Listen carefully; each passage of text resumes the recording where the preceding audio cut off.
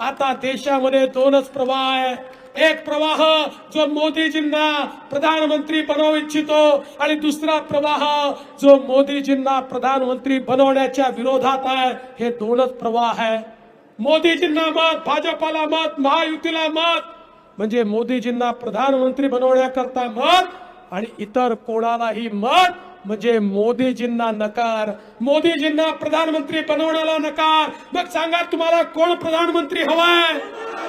कोण हवाय? कोण हवाय? या देशाचा विकास कोण करू शकतं? मोदीजी करू शकतात। बंधू भगिनींनो, अरे देश तर सोडा, आज मोदीजींनी जी वैश्विक आपली एक प्रतिमा तयार केली आहे, आज भारताची प्रतिमा अशी आहे की पाकिस्तान आणि चीन देखील भारताकडे वाकडी नजर करून पाहू शकत नाही। असा मजबूत भारत या ठिकाणी तयार केला आहे।